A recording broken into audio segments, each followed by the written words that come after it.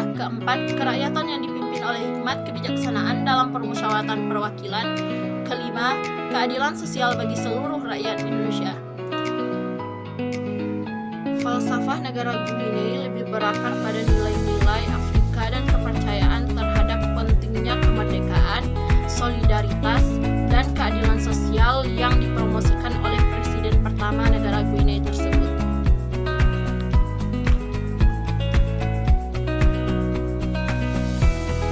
Kedua, pendekatan politik. Indonesia menggunakan demokrasi multipartai dengan sistem presidensial, dengan menggunakan pemilihan umum setiap 5 tahun sekali dengan bebas dan adil.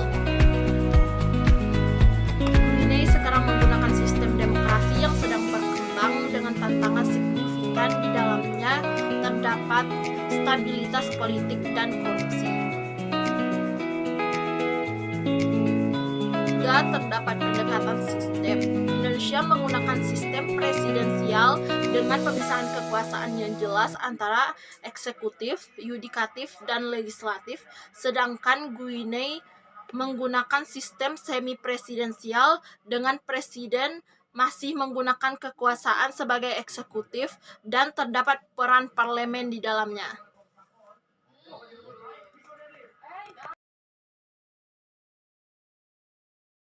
Selanjutnya menggunakan pendekatan administrasional dan konstitusional. Indonesia mengalami konstitusi pada tahun 1945 yang mengalami beberapa amandemen. Dengan sistem pemerintahan yang terdiri dari pemerintah pusat dan daerah dengan otonomi yang luas. Sedangkan Guinea mengalami konstitusi pada tahun 2010 setelah bertahun-tahun menggunakan pemerintahan militer dengan sistem pemerintahan yang lebih cenderung terhadap terpusat.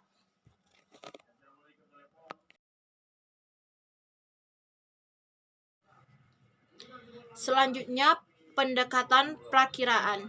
Prospek ekonomi Indonesia yang kuat dengan pertumbuhan GDP yang konsisten, tetapi tantangan seperti ketimpangan dan korupsi masih ada.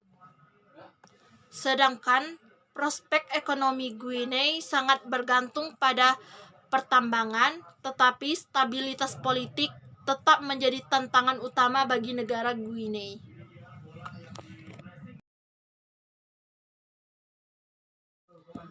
Selanjutnya, pendekatan normatif. Indonesia memiliki nilai-nilai normatif berdasarkan Pancasila, sedangkan Guinea memiliki nilai-nilai normatif yang berakar dari nilai-nilai sosialisme Afrika dan solidaritas nasional.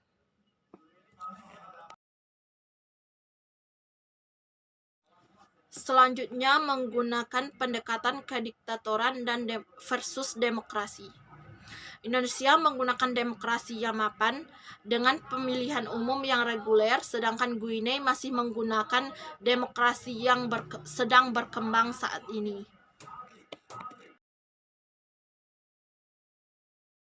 Selanjutnya, menggunakan pendekatan empiris. Data empiris menunjukkan Indonesia sebagai salah satu ekonomi terbesar di Asia Tenggara dengan keberagaman budaya yang tinggi. Sedangkan data empiris menunjukkan Guinea sebagai salah satu negara penghasil bauksit terbesar di dunia, tetapi tingkat kemiskinan dan korupsinya masih tetap tinggi. Kesimpulannya, negara Indonesia menggunakan Pancasila sebagai falsafahnya dengan demokrasi yang mapan, sedangkan Guinea berakar pada sosialisme Afrika dengan berjuang terhadap demokrasinya. Sekianlah yang dapat saya sampaikan. Saya tutup dengan Assalamualaikum warahmatullahi wabarakatuh.